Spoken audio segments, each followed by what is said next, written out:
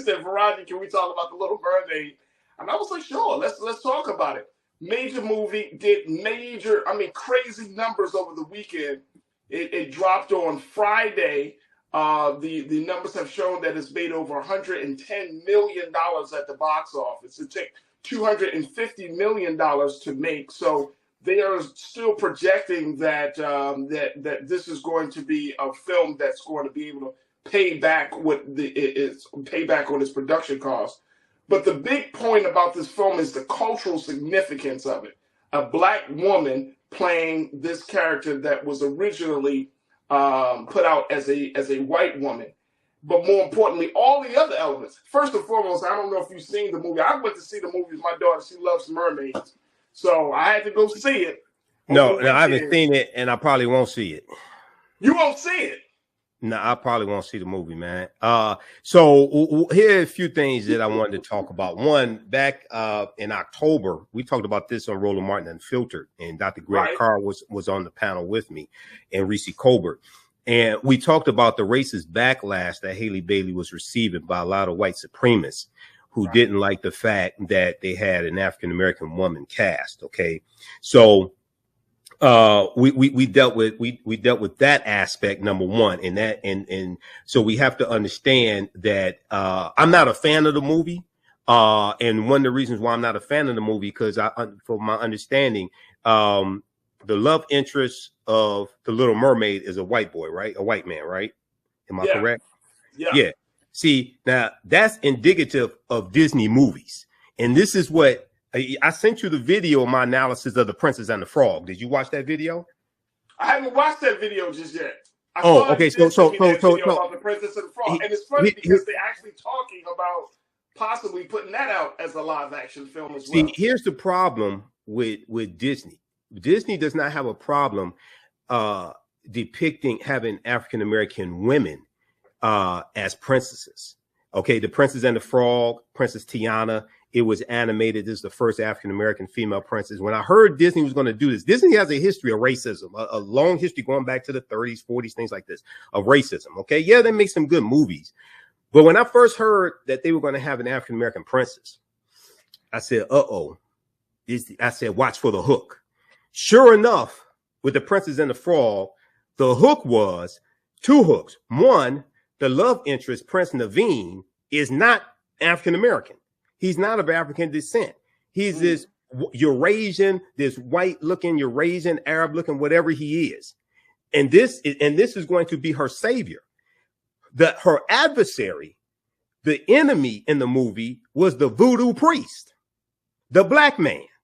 Now, the thing that we are urgent about is arts and entertainment. And this weekend showed that as The Little Mermaid came out, the major movie that was put out by Disney, where our little sister Haley Bailey serves as the main character. She played Ariel in the remake as the live action version of the story, The Little Mermaid.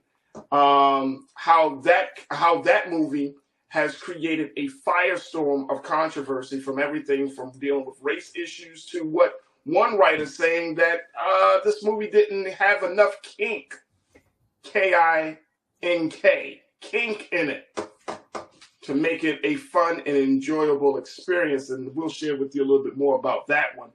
But The Little Mermaid has really started the conversation about what inspires women. And I think that's a part of the discussion I want to have at another time. But looking at the race issue of how race has played a huge role in Disney making this determination, and how it has generated millions of dollars at the box office. Brother Michael, you wanted to talk about this, brother. And I was a little surprised that you wanted to bring this up. When I saw you said, Farajii, can we talk about The Little Mermaid? And I was like, sure, let's talk about it. Major movie, did crazy numbers over the weekend. It dropped on Friday. The numbers have shown that it's made over $110 million at the box office. It took $250 million to make. So they are still projecting that that this is going to be a film that's going to be able to pay back on its production costs. But the big point about this film is the cultural significance of it. a black woman playing this character that was originally put out as a white woman. But more importantly, all the other elements. First and foremost, I don't know if you've seen the movie. I went to see the movie with my daughter. She loves mermaids. So I had to go see it. No, I haven't seen it, and I probably won't see it. You won't see it? No, I probably won't see the movie, man. So here are a few things that I wanted to talk about. One, back in October, we talked about this on Roland Martin Unfiltered, and Dr. Greg Carr was on the panel with me, and Reese Colbert. And we talked about the racist backlash that Haley Bailey was receiving by a lot of white supremacists who didn't like the fact that they had an African-American woman cast. Okay. So we dealt with that aspect, number one, and so we have to understand that I'm not a fan of the movie. And one of the reasons why I'm not a fan of the movie, because for my understanding, the love interest of the Little Mermaid is a white boy, right? A white man, right? Am I correct? Yeah. See, now that's indicative of Disney movies. And this is what I sent you the video of my analysis of The Princess and the Frog. Did you watch that video? I haven't watched that video just yet. Okay. So about The Princess and the Frog. And it's funny because they're actually talking about possibly putting that out as a live action film as well. See, here's the problem with Disney. Disney does not have a problem depicting having African American women as princesses. Okay, The Princess and the Frog, Princess Tiana, it was animated. This is the first African American female princess. When I heard Disney was going to do this, Disney has a history of racism, a long history going back to the 30s, 40s, things like this, of racism. Okay, yeah, they make some good movies. But when I first heard that they were going to have an African American princess, I said, uh-oh. I said, watch for the hook. Sure enough, with The Princess and the Frog, the hook was two hooks. One, the love interest, Prince Naveen, is not African American. He's not of African descent. He's this Eurasian, this white looking Eurasian, Arab looking, whatever he is. And this is going to be her savior. Her adversary, the enemy in the movie, was the voodoo priest, the black man. Right. In The Princess and the Frog. Right. Now, very quickly, brother, the movie The Princess and the Frog takes place in New Orleans. Okay. New Orleans is part of Louisiana. Louisiana becomes a part of the Union, part of the United States, because of what's known as the Louisiana Purchase of 1803. Louisiana Purchase, the U.S. gets 820,000 square miles of land for about 3 cents an acre from France for $15 million. Napoleon Bonaparte in France. Why is France trying to sell all the land that they have here in what's known as the United States? Because they were partly, one of the reasons why is because they were fighting a war against these Africans in their colony called Saint Dominique. The Africans call it Haiti or Haiti. And the French were getting their asses kicked by these Haitians. And they were almost going bankrupt. So they had to raise money. Now, when you study the Haitian Revolution, which starts in 1791, one of the things that these Africans did to defeat not just the French, but also the Spanish and the British, who were allies of the French, they reclaimed their African spirituality. They cast aside their white God, as one of my teachers, Professor Farajii Muhammad, says in the documentary 1804. They reclaimed African spirituality. What was the African spirituality they reclaimed? Vodou. What do white people call Vodou? Voodoo. Oh, so you mean in the movie The Princess and the Frog that takes place in New Orleans, you mean the adversary, the black man, was made evil and he's a voodoo priest, which attacks African spirituality and demonizes the very thing that the Haitians used to overthrow their white oppressors? Is this what you're saying that's in the movie? Okay. Well, see that, and see, look, I gotta stop you right there, bro, Mike. Just for the time, I want to make sure we get our next pause in. But that's part of the controversy that people have, and I'm pushing back on this a little bit. And you tell me, folks, as we take our next pause. Do we really expect Disney to be historically accurate? I'm not talking about historically accurate, and I'm not saying they should. No, I'm not saying historically accurate. I'm wondering. No. You made this point at the beginning of your remarks here. Disney is not just a movie making company. Disney is a cultural phenomenon. They shape the culture on how we see each other and how we see the world. You're missing my point. I'm not talking about historical accuracy because these are fictitious movies. Disney does not have a problem showing a black female princess. They have a problem showing a black man as a prince or a king because they have a problem showing a black man in power, controlling natural resources, ruling over a nation. This is why they would show a black princess ending up with a white man or something that looks like a white man. This is programming I hate black people in power. I hear you. Look, we got to take another pause. When we come forward, more conversation. I want to hear from you, crew. I know some of you have gone back into your childhood. Corinna, I see you. You went back to 5-year-old Corinna because of The Little Mermaid. And get your take on the movie that is shaping the culture of Little Mermaid. Folks, join us in the conversation and stay with us. It's The Culture here on the Black Star Network. All right, folks, welcome back to the show. We got a few moments left, and I'm chatting it up with my brother Michael Imhotep from the African History Network, and you can check him out at africanhistorynetwork.com.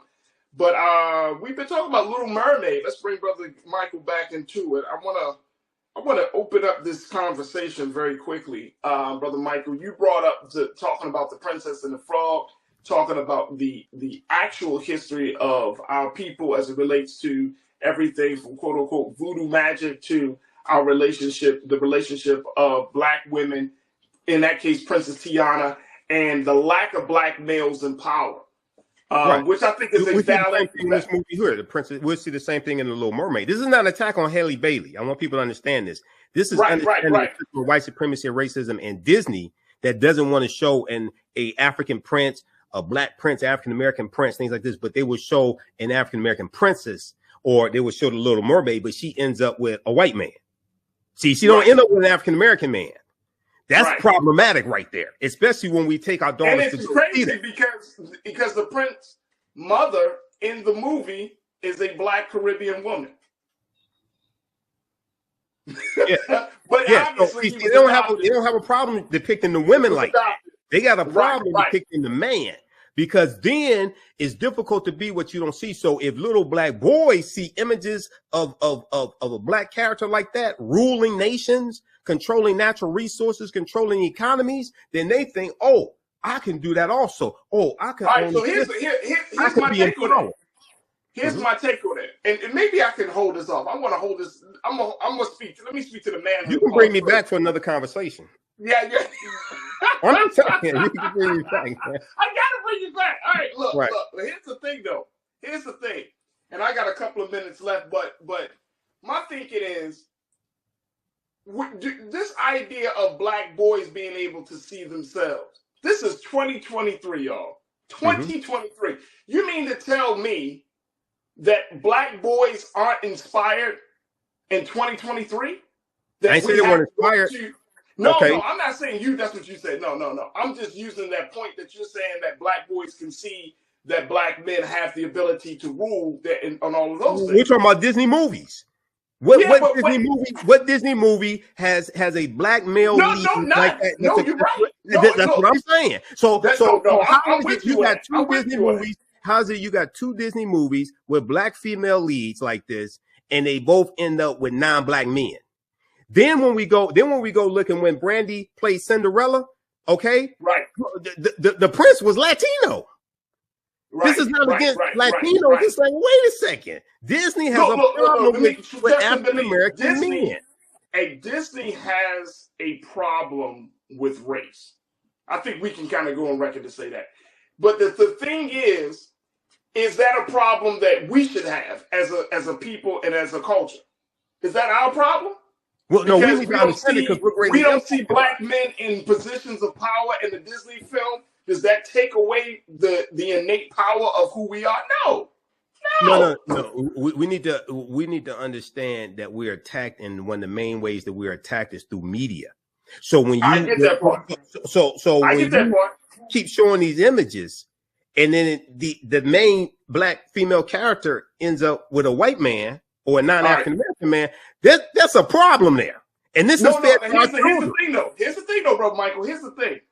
you and I'm saying specifically you and I, those of us who are in our age range, we didn't see black people in none of these cartoons. I agree. We didn't see it growing up. I didn't see it. I grew up in Yeah. the 80s. I grew up in the 90s. I didn't see it. Right. But guess what? It's crazy. It's really interesting that as much as I didn't see black folks in the cartoons that I watched, I still came into an understanding of black consciousness, right?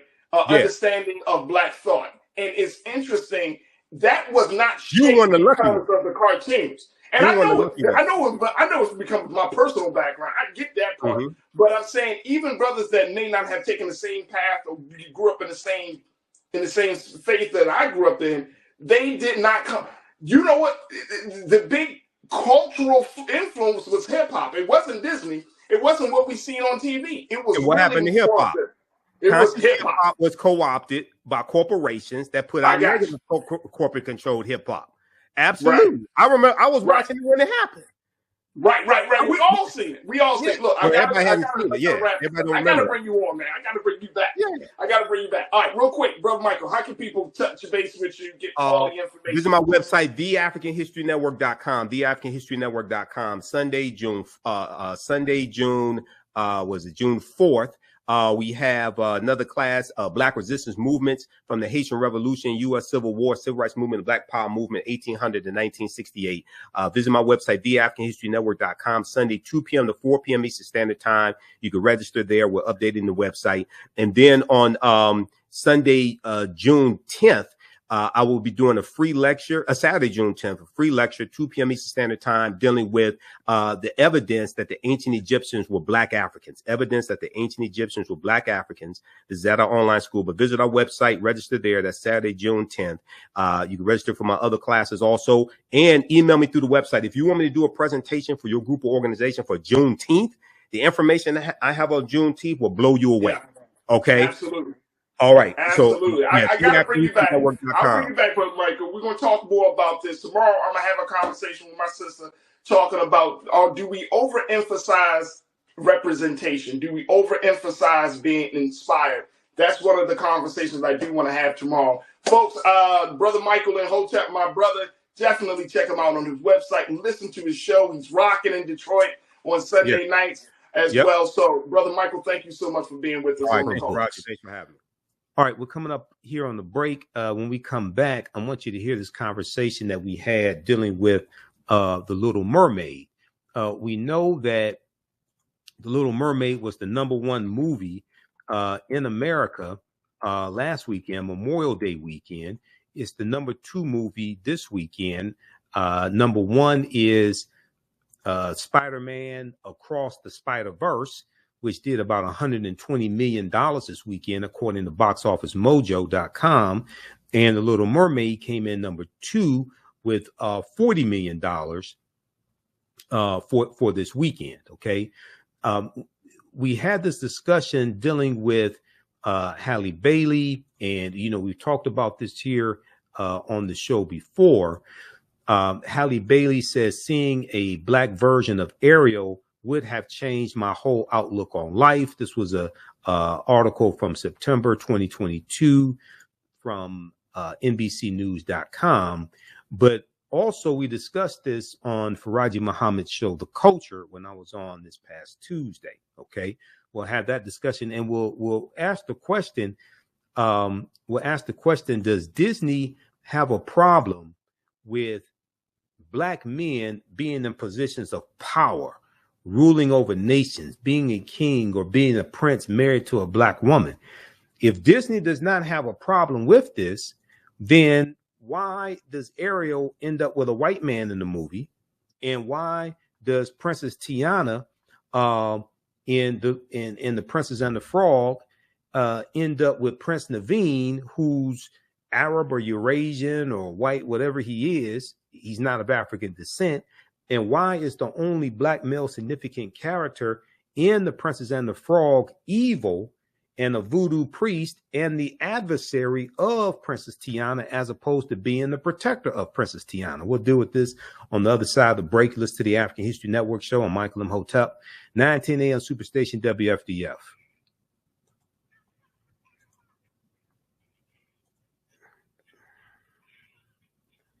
there was one article from theguardian.com called "The Little Mermaid, Halle Bailey as a Child Stop the Music." Okay, theguardian.com had an article, "The Little Mermaid's Halle Bailey as a child seeing a black Ariel would have changed my life." As a child seeing a black Ariel would have changed my life. So we have that article, and it says, let's see, that's from Saturday, May 20th, 2023. So we have that article. Then also there's one from NBC News from September 2022. And the name of that article is Halle Bailey says, "Seeing a black version of Ariel would have changed my whole outlook on life." The singer takes on the role of the Little Mermaid in Disney's latest live action remake. Okay, so she's been getting a lot of good reviews for her performance in the Little Mermaid. I haven't seen the movie yet.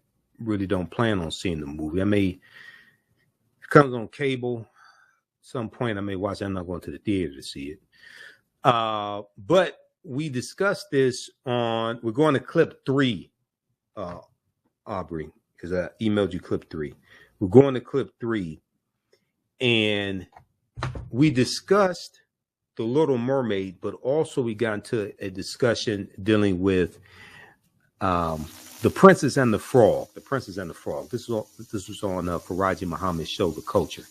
Let's go to clip 3, please.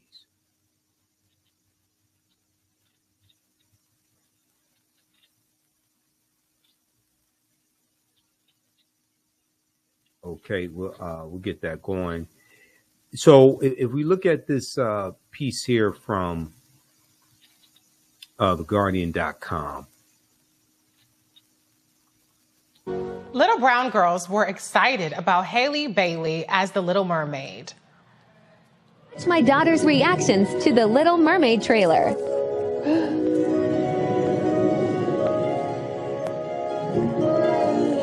Look.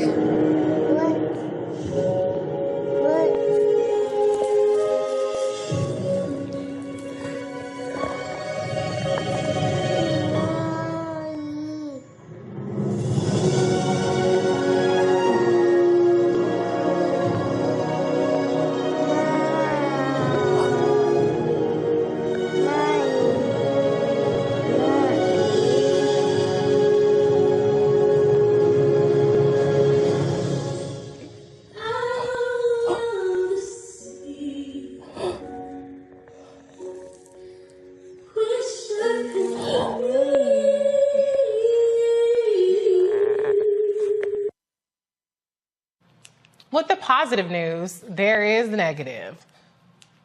Here are some of the folks that are upset that Disney cast a black woman to play a mermaid. We have Kaiser, who says the Little Mermaid is a traditional Danish tale, 100% European culture. Stop stealing others, like Pinocchio Italian, Lord of the Rings British, even Game of Thrones is based on European. In fact, 98% of Disney classics are stolen European stories. This is so stupid. Anyway, so Matt Walsh says it isn't scientific to have a black mermaid.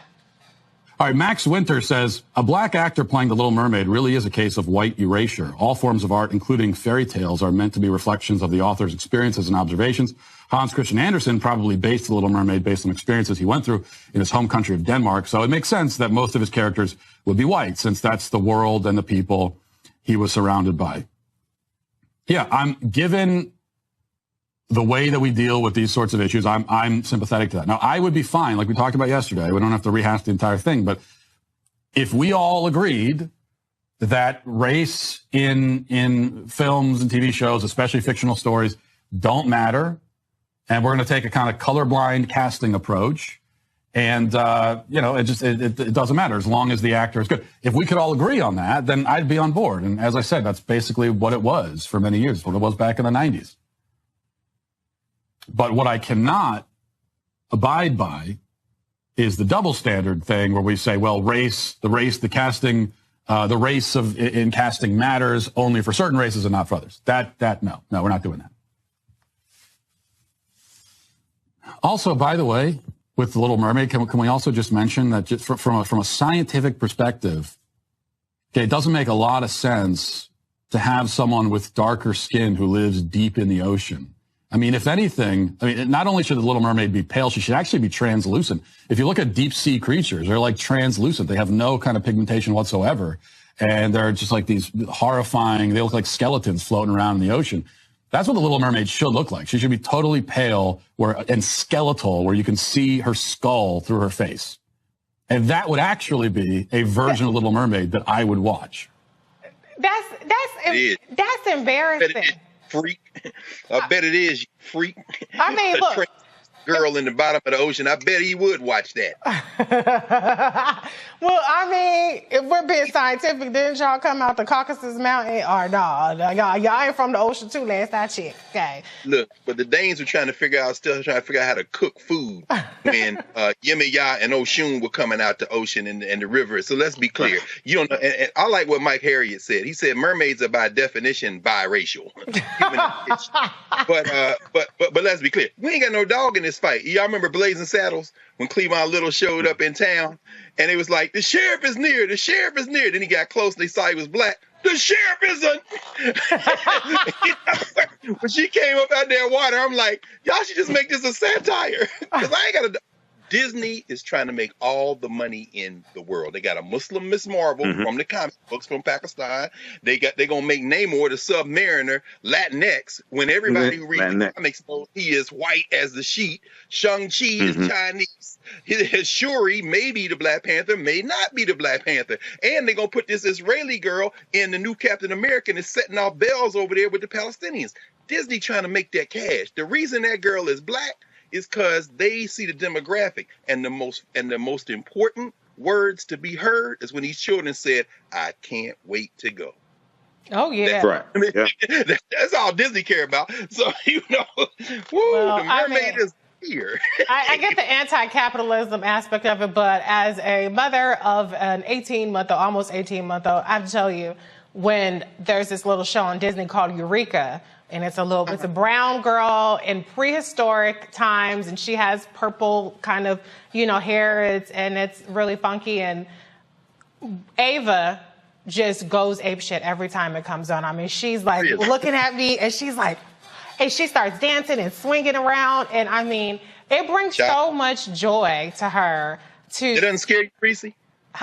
Does it scare I used to have my godson in the back seat, and every time Barney come on, he go into a trance. I don't let no kids watch anything that these corporate people program, because it's like, wait a minute, how the hell you're a child? I don't trust that. Well, listen, there's probably as much crack in Disney stuff as Beyonce has in her Renaissance album, so we're all in the same boat of being transfixed with things. No question.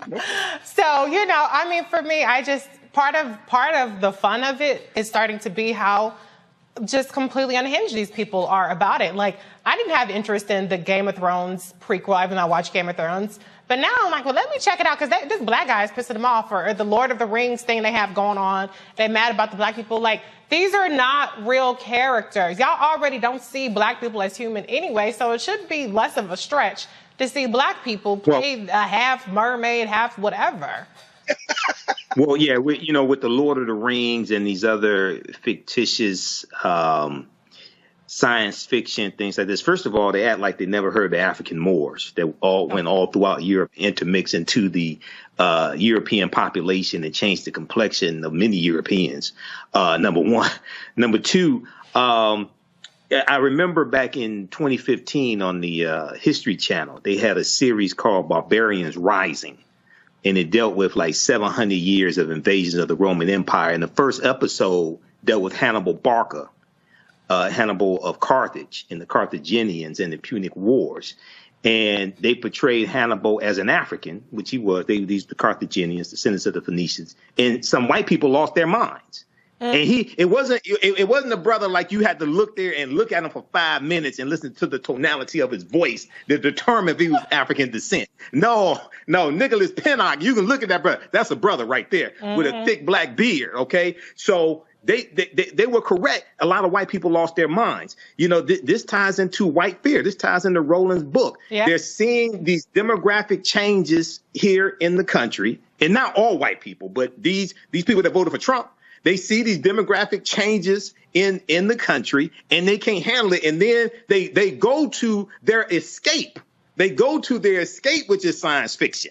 They go to their escape, which is a Disney movie, and then Negroes in the Disney movie. They're gonna have an Andy Griffith marathon because there's no black people in Mayberry. They keep trying to go to their escapes, right? And we keep popping up. So. And then you look at the YouTube, the trailer on YouTube has 1.5 million dislikes, things like this. So a lot of these people have just totally lost their minds. You know, they just totally lost their minds. So look at I'm sorry that look at it though. They're gonna make that money up in the Spanish market. Disney is global. This movie, these hillbillies in the United States ain't gonna stop this train. They're gonna make that money up in Latin America. Oh yeah, they're gonna make it. African Americans go see it. And I understand. My daughter's 5 years old. You know, and I watched the whole thing of the little girl's reaction to it. I'm glad I saw it before here because it brought tears to my eyes. Here, my daughter's 5 years old, right? My daughter loves Paw Patrol. She likes Sesame Street. She likes Doc McStuffins, things like this. So we need to flip this and like do lectures dealing with like the origins of the mermaids and where all this stuff comes from, things like this as well. But this is you know, just the reaction from many Europeans is just, you know, you don't have anything better to do than this. No. The attack Haley Bailey, you don't have anything better to do than this. You know, so. And I have to say, Haley Bailey, I met her at the VP's residence and for Juneteenth, and she's so she's like a mermaid in person. Like, she's just so lovely and sweet, and she has this just really divine voice and this great energy. So I love that for her. I love that for little black girls and everybody. And, you know, I'm gonna be honest, I don't let my kid watch like the super white cartoons like Coco Melon. I'm like, everybody got green eyes, blue eyes, everybody's super white. I'm like, where are the black cartoons? So she watches, you know, Motown Magic. I'll let her watch the animals. So she does Word Party, other kind of stuff. But I'm happy that there are a lot of shows for her to watch. Don't judge me, or you can, I don't care. But I know a lot of people don't like their kids watching TV. But God, but Hollywood, because I mean, somebody got to tell our stories that we have. I mean, Disney is not for us. Disney out there trying to make money. No, so I mean, I understand. Thank God for the African film market, because at some point, when we get our act together, the American Negro gonna be sitting somewhere with our $5 in our hand, talking about. Anyway, well, that's true. African market, things like that. But what I think also it's important for us to do, and you may want to weigh in this, Greg, if we have time. These white supremacists are largely attacking this African American woman. Haley Bailey. No question. That's what I'm saying. So I don't want that to be lost in this whole Disney movie. Okay, because she talked about, I was reading an article from Screen Rant where she talked about her grandparents encouraging her. I think it was her grandparents encouraging her in dealing with these white supremacists and these attacks on social media, things like that. So that's a layer that I don't want to be lost in the white capitalism, the corporations, and you know, things like this. I don't know what to tell you. Dr. Carr is like, hey, that's what you signed up for. I don't know what to. At some point, we're going to have to make some decisions, or some decisions are going to be made for us. So this diversity, equity, inclusion approach to liberation, of course, is a complete and utter dead end. So yes, she should be defended. We have to deal with that. That's what I'm saying. That's what I'm saying. But let's be very clear. As you said, Reese, if you have power, use it. So we shouldn't be the ones defending her. Disney needs to have all the smoke for every white supremacist that they have contributed to their political campaign. Yeah. That they have emboldened. In other words, this is not our fight. This is Disney fight. Because Disney getting ready to pimp the black community for another $2 billion, like they did Black Panther. So when these white boys come for her, it don't need to be us. Yeah, we should say, but it need to be Disney. And Disney's not going to do that. Why? Because Disney don't give a damn about her either. This is all, you know what I'm saying? I mean, so I don't know. I don't have an answer other than you got to have your own stuff. We make our own documentary, and we've done this. Right. We've done this. Right. But That's I mean, true. Going back to Oscar Michaud, But- going back in the early 1900s. But Yep. at the same time, We had race movies when we had race movies. well, we got Go ahead. Gracie's Corner on YouTube. We got our own Gracie's stuff. Corner. But guess what? Disney. When it comes to a kid and cartoons, Exactly. hey, I'm Team Disney on that one. I know, Dr. Carr, you can drag me, but I am Team Disney. Dr. Nichols, you're shaking your head. Go ahead. What you got? Yeah, let me get a word in.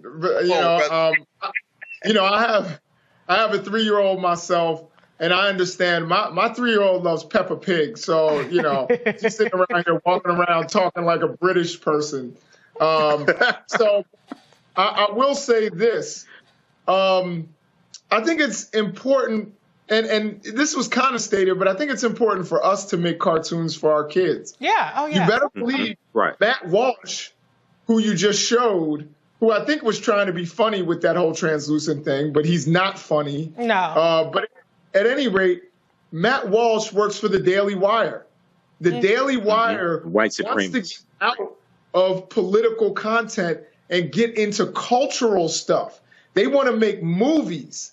They want to make cartoons because they realize that some black kid probably too is going to be looking and see a cartoon that engages them, but is secretly giving them political messages. It hurt my heart. One of the things that hurt my heart so much about, I don't even like saying his name, but a guy from Philadelphia, who, he made Fat Albert. And that was so important for kids my age. That was so important for us to see a bunch of black kids who lived in urban communities and how great that was. And then, conversely, I remember as a kid when I was young, you saw He-Man. And this is what tripped me out. My boy pointed this out to me. Here you have this white, blonde-haired, muscular guy, and he's the master of the universe. I was like, hide it from us. You know what I mean? And then, of course, G.I. Joe was trying to get us all to join the military. So, again, they're sending our children messages through this kind of stuff. And it's cool when you have a Doc McStuffins. And it's, The Little Mermaid, I think some of that story, just like Beauty and the Beast, I wouldn't let my daughter see it because I think it, tells them it's okay, deal with somebody's abuse. Talk about it. I wouldn't let them see it. I think it sends the wrong message to little girls. That you just be patient with somebody while they abuse you. I think it's important for us to make the kinds of stories we want to see instead of advocating and saying, hey, big capitalist white company, please please show me, please take the same recycled story that we've seen 100 million times and do it over again, rather than when we've got so many great black children's authors who could, their stories could be made into cartoons. And you can't even tell me that you need a big corporation. My kids used to watch this guy named Blippi. I don't know if you've ever seen him. Yeah, I've heard of him. Absolutely. And he's a random dude who was going nowhere with his life, and he just put on a colored hat and started playing with toys outside his apartment in the dirt and filmed it. And now he makes $20 million a year making children's content. He doesn't even like kids. He said it in an interview. He's like, I don't even like kids. Wow. But he has been able to monetize this, and kids can't take their eyes off of him. And now he's got a cartoon, he's got his live action stuff. And I think we can do the same things. Just like the stuff Roland is doing. I'll give props to Roland for a second. The stuff Roland's doing by trying to, I read he was promoting HBCU sports and all of that, going into sports content. I want him to hire me because I have the best sports commentary in the world. I'm always right. But I think that we need to expand into children's material because guess what? That's when they're trying to get our kids when they're young and give them subtle messages, about what they want from us. Yes, right. Turn Mami Wata loose. Let them Negroes from the Caribbean and West Africa. Ain't no mermaids in the African women been in the water since the beginning of water, and that's a whole different story. But that whole weak woman, princess, all that's how you end up with Queen Elizabeth is dead, and the Star of Africa in her scepter, the largest diamond in the world. In other words, that whole women are weak. The whole cultural model is anti-human. It's not even good for white people. So you're right. I agree with you, Doc. I don't know about letting any children look at this patriarchal stuff. The Little Mermaid. And just very quickly, when you look at the origin of a lot of these stories we tell our children, Cinderella, Snow White, King Midas, Rumpelstiltskin, things like this, they originate in England. Okay, so they orientate our children to kings and queens and Europeans being in power, Europeans being in control. And to murder. Humpty Dumpty and Humpty Dumpty is about a plot against the king. Rockabye Baby is about killing the next heir. In the treetop, the baby, down will come cradle baby and all. In other words, these people talking about murder and it's all in their children's stories. And of course, children's stories had a violent nature to them, and they were toned down. And then they were brought here, and then they were toned down and fed to the children, but we feed it to our children. You know, I needed another mom on this panel with me because I'm outnumbered here. I'm the only one. No, we're not beating up on you. No. I'm just saying. Listen, I guess I'm the unserious one because I can't wait for this, and I love Hallie. But let me close it out with this tweet, which I thought was hilarious. It says, so after all the Africans y'all threw in the ocean, y'all surprised a mermaid is black? Lord, have mercy. Listen. Incredible. Come on. That one. Come on. We got to keep the same energy. Y'all want us? What we doing? What we doing? But that was from September 16, 2022, Roland Martin Unfiltered. Lastly, before we get out of here, check out this article. I've talked about it before. This deals with Mami Wata. Mami Wata deals with the origin of the mermaids. This is an article from face-to-faceafrica.com, face-to-faceafrica.com. Mami Wata, the most celebrated mermaid-like deity from Africa who crossed over to the West. This is from July 20th, 2018 by Elizabeth Ofasua Johnson.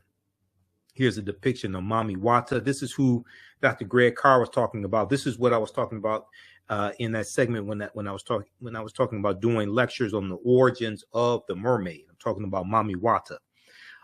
Despite being considered as an adaptation of the Western mermaid, Mami Wata is a deity that has existed in Africa.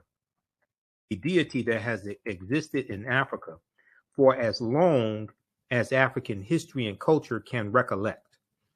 The half-fish, half-human female water spirit is highly respected, feared, and worshipped, presenting a balance between dark, divine, mysterious, and angelic existence. The deity is believed to be a woman with a half-human and half-fish appearance, with the ability to transform wholly into any form of her choice. The deity could also take up the form of a half-human, half-snake, Her upper body is that of a woman, while her lower body is a fish with a tail. Mami Wata, W-A-T-A, is often presented with long, healthy hair, enviable beauty, and a dark yet appealing mysteriousness. Her human features appear similar to that of the women in the areas in which she is. Here's another depiction of Mami Wata, and she has locks also. Now, Mami Wata traces back to the earliest of African societies as recorded by the griots and keepers of history. The Dogon's creation myth, the Dogon who are in Mali and Burkina Faso, D-O-G-O-N, the Dogon's creation myth tells the stories of Mami Wata and traces records of its existence to more than 4,000 years ago. Mesopotamian myths also tell of the great water goddess in their story of creation known as Mami Aruru, Aruru, to be the creator of life.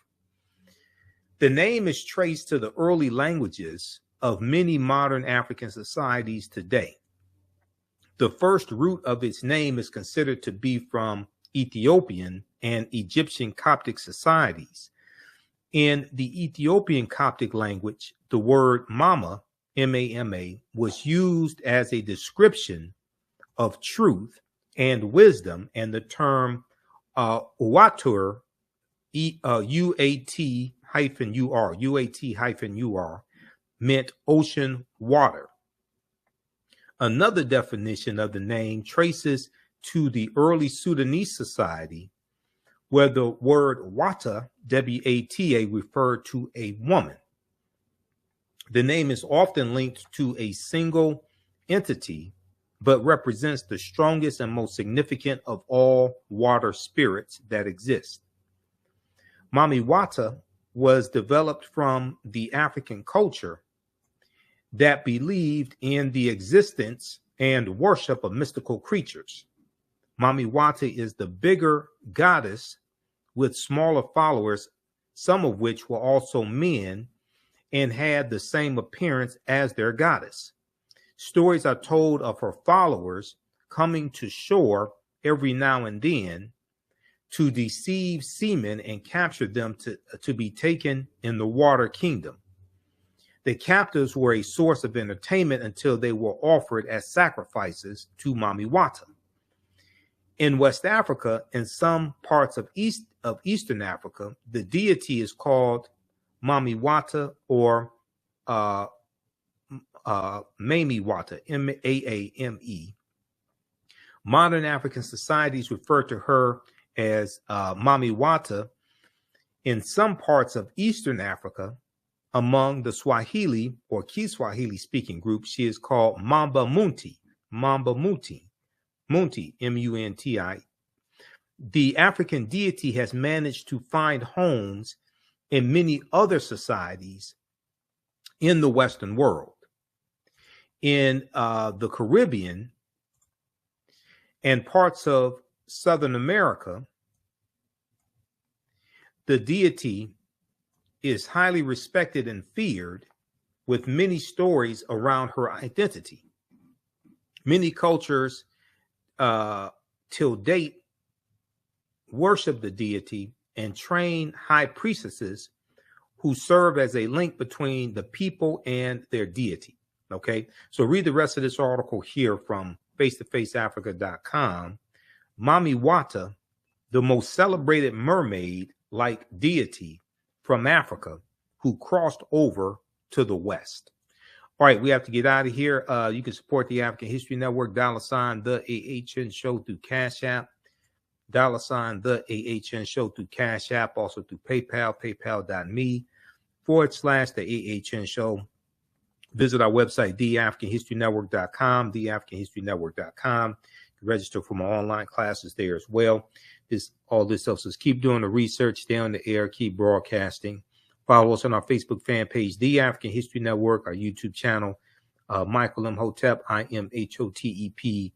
And right on the homepage of our website, we have our social media platforms, so you can follow us there. Okay. And if you want me to do a presentation for your group or organization, email me at ahnshow at theafricanhistorynetwork.com, ahnshow at theafricanhistorynetwork.com, or email me through the website. Juneteenth is coming up. People are asking me to speak at different places for Juneteenth. So email me there as well. Remember, right now it's correct. Wrong behavior is not over till we win. Wakanda forever. We'll talk to you next week. Peace. To you. All right. So the Princess and the Frog, I want to talk about this for a quick minute, and then we'll get back to Cleopatra. But this is all connected. This deals with the power of imagery, right? And in my lecture series dealing with the deliberate destruction of the African-American family, I talk about the Princess and the Frog. So, and I'm going to pull up a picture here. As well as of this, because I can't remember which where the presentation is on PowerPoint. I have so many presentations that I've done, and I don't even remember which laptop I had back at that time when I did this.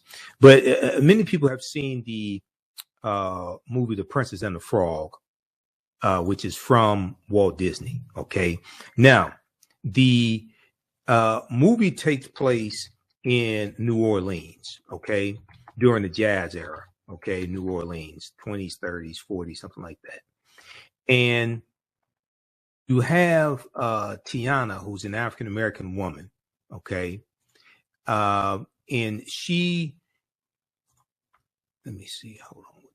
You have Tiana, who's an African American woman, and in the movie, at the beginning of the movie, her father dies. Now, the voice of her father is from Terrence Howard, okay. From Terrence Howard, actor Terrence Howard. So she wants to own some type of nightclub or something like that. She can't find any other African American man to help her with her dreams. Okay, help her fulfill her dreams. She is going to end up falling in love with this Eurasian looking prince named Prince Naveen. Okay. And the only other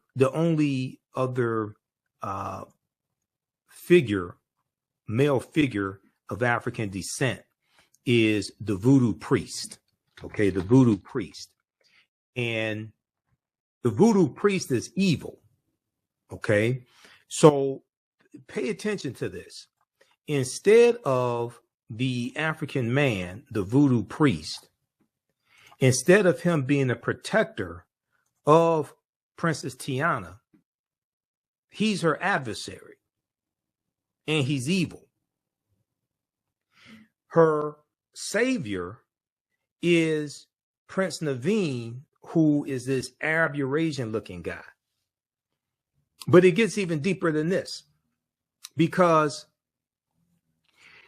the movie takes place, the cartoon takes place in New Orleans. New Orleans is in Louisiana. Louisiana becomes part of the United States through what's known as the Louisiana Purchase of 1803. In the Louisiana Purchase of 1803, the U.S. gets 828,000 square miles of land for about 3 cents an acre from where? From France. From France. This is Napoleon Bonaparte, who just 5 years later, 5 years prior to 1803, in 1798, Napoleon conquers Egypt. What's going on in the world at this time in 1803? What's going on in the world at this time in 1798? France is fighting against a group of Africans in a colony called Saint Dominique, who the Africans are going to call Haiti and later Haiti. Saint Dominique is on the island of La Isla Española, which is what Christopher Columbus called the island when he conquered it in 1492.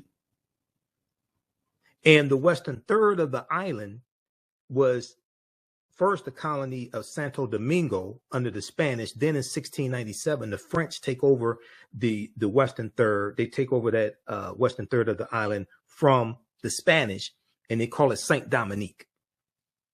When you study the Haitian Revolution, which begins in 1791, the Haitians reclaimed African spirituality and cast aside their white God, as one of my teachers, Professor Mami Wata talks about in the documentary 1804 from director Tariq Nasheed. They cast aside their white God. They reclaimed African spirituality. What was the African spirituality that these Africans reclaimed that to help them defeat the French? And they didn't just beat the French, they beat the Spanish and the British, because the Spanish and the British were allies of the French. They reclaimed Vodun, who Europeans derisively call voodoo, and we see the African man, the only other African-American male character in the movie The Princess and the Frog. He's the voodoo priest, so he's automatically evil. So what they are doing is also attacking the African spirituality, which the Haitians reclaimed to help them defeat these European colonizers. This is in the movie The Princess and the Frog. Whatever you do, don't let your children watch this movie. Don't let your children watch this movie, especially if they're of African descent. So then she finds her savior in this white-looking, Eurasian, Arab-looking prince, Prince Naveen. And they go off and they turn into frogs. They live happily ever after. She doesn't live happily ever after with an African-American man that looks like her father, who died early in the movie. He was an older man. Yeah, he died early in the movie. He could not protect her. Now, I'm not saying Prince Naveen was a bad guy. I'm not saying that. Okay? I'm not saying he was a bad guy, but he wasn't a black guy. That's what I'm saying. So we have to understand the programming behind a lot of these movies. And when we look at Brandy playing Cinderella, and she ends up with a non-African prince or non-African king, not an attack on Brandy, but it's like you have to go through and say, well, wait a second. You keep having these African princesses and black princesses, Walt Disney, but you don't have a black prince. You don't have a black king. Is Disney afraid of showing African men in positions of power, ruling over nations, controlling natural resources, having wealth? You listen to the African History Network show. When we come back, we're going to go back to Queen Cleopatra VII, talk some more about the series from Jada Pinkett Smith. And then I'm going to let you hear my discussion with Tony Browder on the subject today as well. He's the author of Nile Valley Contributions to Civilization. Listen to the African History Network show. I'm Michael Imhotep. We'll be back in a few minutes. If you like this type of information that we provide at the African History Network, you can support us, $, the AHN show through Cash App, $, the AHN show through Cash App, also through PayPal, paypal.me/the AHN show. Visit our website, theafricanhistorynetwork.com, theafricanhistorynetwork.com. This helps us keep doing the research, stay on the air, keep broadcasting, finance the Sunday night show, the African History Network show that I broadcast on 9:10 a.m. Superstation WFDF. I've been broadcasting the African History Network show for 13 years, 7 years on 9:10 a.m. WFDF. So we're on Sundays, 9 p.m. to 11 p.m. Eastern Standard Time. Here's our PayPal, Cash App information right here on the homepage of our website. So if you want to support us, $10, $15, $25, $50, $100, whatever it is, it definitely helps. On Saturdays, I teach ancient Kemet, the Moors, and the Ma'afa, understanding the transatlantic slave trade, what they didn't teach you in school. It's a 12-week online history course. We deal with thousands of years of history and what leads up to the transatlantic slave trade taking place. Okay. I do a PowerPoint presentation. We have book references, articles, video clips. So you can register for the class right now. As soon as you register, there's you'll be able to join us for the day's class, and you can go back and watch the previous classes also.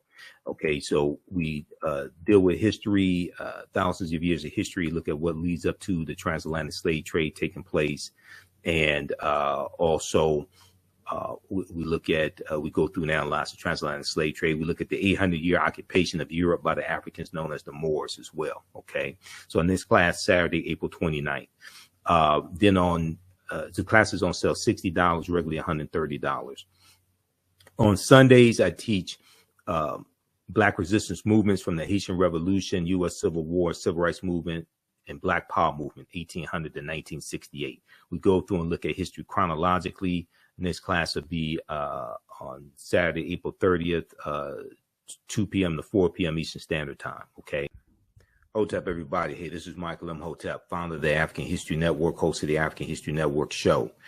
I'm a talk show host, researcher, lecturer, writer, and historian. Wanted to do a brief overview of my 12-week online course, Ancient Kemet, the Moors, and the Ma'afa, Understanding the Transatlantic Slave Trade, what they didn't teach you in school. Join me live in class Saturday, July 29th, 2023, 2 p.m. to 4 p.m. Eastern Standard Time at our online school for another exciting, informative session of my 12-week online course. You see me on Roland Martin Unfiltered talking about this class. You see me on Farajii Muhammad show, The Culture. You see me on the Tammy Mack Lake show, as well on the Fox Soul TV network. And this is a 12-week online course. We deal with thousands of years of history and what leads up to the transatlantic slave trade taking place. So you never look at history the same way again. So in this 12-week online course that I developed and I put together the slideshow, the curriculum, I chose the content. We can't start studying our history in slavery, okay? Even when we study the transatlantic slave trade, which is important to study, we can't start in 1619. And there's a whole lot of talk about 1619 because of the 1619 project and the 400th year anniversary of August 20th, 1619, which we do deal with in the class, but we deal with thousands of years of history that leads up to 1619 as well. We can't start in 1619 in Virginia or in the 1440s when the Portuguese get involved in the transatlantic slave trade. We have to understand the history chronologically and deal with the 800-year occupation of Europe by the Africans known as the Moors, who take the teachings from the Nile Valley region of Africa into the Iberian Peninsula, today known as Spain and Portugal, in 711 AD. And it's going to be these teachings that are going to bring Europe out of the Dark Ages. Okay, they bring Europe out of the Dark Ages. This course not only deals with the transatlantic slave trade, but deals with thousands of years of history that leads up to the transatlantic slave trade taking place. Now, August 20th, 2019 marked the 400th year anniversary of those 20 and odd Africans or 20 and odd Negroes who came into Point Comfort, which was really in Hampton, Virginia, as opposed to Jamestown, Virginia, on August 20th, 1619, on the White Lion pirate ship. And we go in depth and talk about what happened and deal with the fact that you had 350 Africans who were taken from Angola and they were on a slave ship called the San Juan Batista. And the San Juan Batista gets hijacked around Veracruz, Mexico, by two English pirate ships, the White Lion and the Treasurer. Okay. And it's going to be the White Lion and the Treasurer. They come into Virginia in August of 1619, and those 29 Africans are going to be on the White Lion pirate ship, Lion, which was an English pirate ship. So the August 20, 1619 marked the 400th year anniversary of those 29 Africans who came into Point Comfort on August 20, 1619, in what would later become the colony of Virginia. Now, this was known as the year of return, as many African Americans were and continue to reconnect to Africa and travel to Ghana or other West African countries. When we discuss the transatlantic slave trade, we have to first understand that African people are the original people of North, Central, and South America and have been in the land that we call the United States of America, or some call Turtle Island, at least 51,700 years. And we use numerous sources in this class. We look at a timeline of history, the book references. There are 100 articles that we look at as well. We have video clips, PowerPoint presentation, etc. Now we see that the teaching of African history has come under attack, and probably unprecedented attack, in the last few years. We see in Florida, especially, the advanced placement African American studies class from the College Board. We see that being banned in the state of Florida, and we saw protests take place around that. We see with the anti-critical race laws in the past 2 or 3 years, we see that impacting how Black History Month lessons are taught in schools. Axios.com had this article, New Rules Are Limiting How Teachers Can Teach Black History Month. We see stories about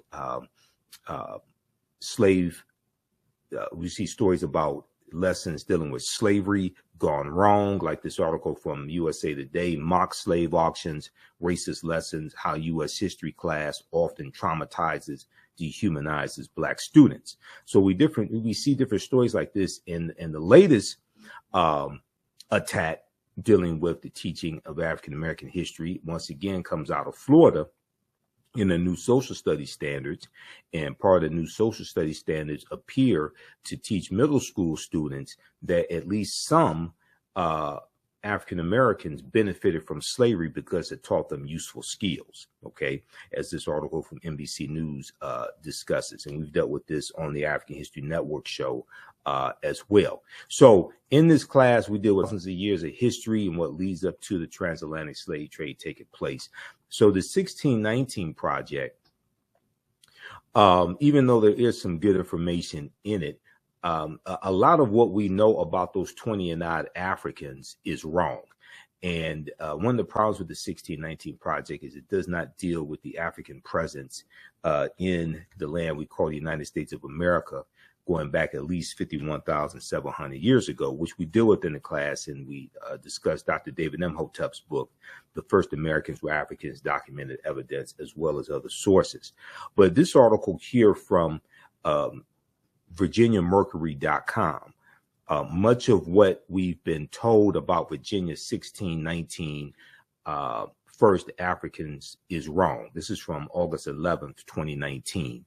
Now, this is a historical marker that is at Fort Monroe in Virginia, and it notes the arrival of the first Africans in Virginia. And in 1619, codified slave laws don't exist in any of the 13 colonies. The first of the 13 colonies to have codified slave laws is Massachusetts in 1641. Okay, and these Africans are going to be put into a form of indentured servitude, and after about 3 to 5 years or so, they're going to be released from that. The Washington Post has a good article that deals with 93 years before 1619. It deals with the settlement that the Spanish tried to set up in the South Carolina, Georgia area. Before 1619, there was 1526. The mystery of the first enslaved Africans in what became the United States. Spanish explorers brought 100 African slaves to a doomed settlement in South Carolina or Georgia. Within weeks, the subjugated revolted, then vanished. Within weeks, the subjugated revolted, then vanished. Be sure to register for this 12-week online course. You can do so at our website, theafricanhistorynetwork.com, theafricanhistorynetwork.com. We have the information right in the thread of the broadcast also. Okay, so one of the sources that we use in the class is Dr. David Imhotep's book, The First Americans Were Africans, Documented Evidence. He's a friend of mine. If you've been following the African History Network and following my show, which has been on the air 13 years, you know, I've interviewed him about 13 times, actually. And this is his first book. His second book is out, The First Americans Were Africans, revised and expanded. So this first book is out of print, okay? But his second book is available for purchase at Amazon.com. And his book deals with, his book is backed by 713 footnotes and 7 peer-reviewed articles. And it documents an African presence in North, Central, and South America dating back at least 56,000 years ago, which would be the Khoisan, who have the oldest DNA on the planet. Page 14 of his book deals with a discovery made by Dr. Albert Goodyear in Allendale County, South Carolina, in 2004. Okay. And Dr. Albert Goodyear and his team found 13 different types of evidence that thoroughly document an African presence in this country dating back at least 51,700 years ago, at least 51,700 years ago. Okay. And these were the Khoisan, the short statured Africans. So this is why, even though 1619 is important to study, we get way too caught up in 1619. Okay. African people were the first people on the planet. We look at archaeological discoveries in this class that continue to push the timelines back, like the one that came out of Morocco in June 2017, which shows remains of Homo sapiens dating back between 300,000 and 350,000 years ago, which is at least 100,000 years older than the remains that were found in Ethiopia about 1974, that dated back 195,000 years ago. But in Allendale County, South Carolina, they found artifacts, architecture, campsites, carvings, Egyptian writings, footprints in lava, genetic M174D haploid groups dealing with DNA and genetics, linguistics, paintings, skulls, skeletons, structures, and tools. They found 13 different types of evidence, thoroughly documenting an African presence that dates back at least 51,700 years ago. Now, here is a picture of Dr. Albert Goodyear, who's an archaeologist at the University of South Carolina. Here is his, this is an article that he wrote. I'm sorry, this is an article about his discovery at ScienceDaily.com. ScienceDaily.com has articles dealing with scientific discoveries, archaeological discoveries. This is an article from November 18th, 2004. The article is still there. You can go read it yourself. It's called New Evidence Puts Man in North America 50,000 Years Ago. New Evidence Puts Man in North America 50,000 years ago. And a summary of the article, and this is the summary coming from ScienceDaily.com, not me. It says radiocarbon tests of carbonized plant remains, where artifacts were unearthed last May along the Savannah River. So that'd be May 2004, last May along the Savannah River in Allendale County by University of South Carolina archaeologist Dr. Albert Goodyear, indicate that the settlements containing these artifacts are at least 50,000 years old, meaning that humans inhabited North America long before the last ice age, meaning that humans inhabited North America long before the last ice age. So who are these humans? Okay. Well, an October 2012 genetic study published in Science magazine found that the Khoisan in Southern Africa are the oldest ethnic group of modern humans, with their ancestral line originating about 100,000 years ago. The Khoisan are formally called by the derogatory term Bushmen, and they are genetically unique, and no other currently known population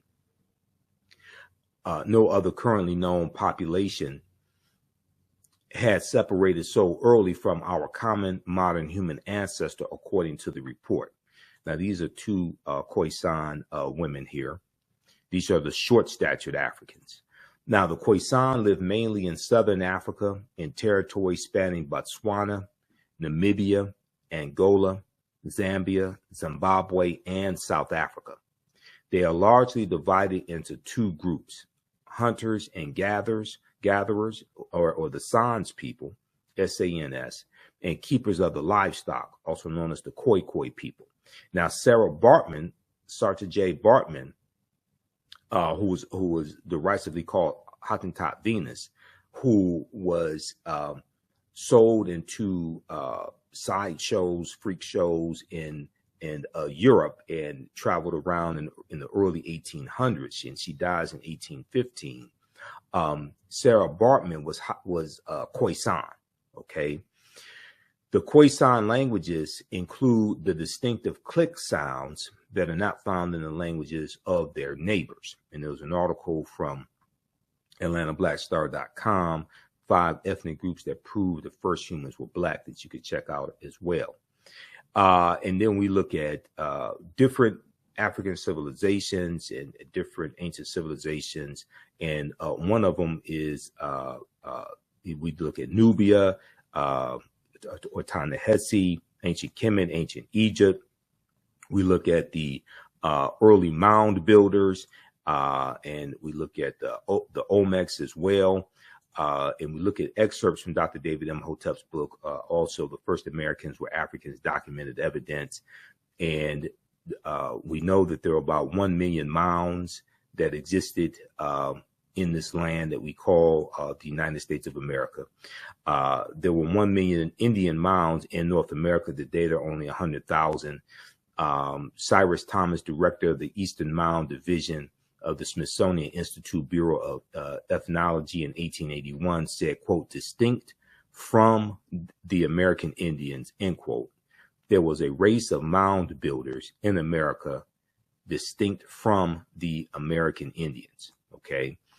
And there are also large erections formerly called Native American mounds, now known to be African mounds, that are shaped like pyramids that are found across North America. The largest ones surviving today are in the Mississippi Valley. The largest of all was the Cahokia Mound near the area where the Mississippi and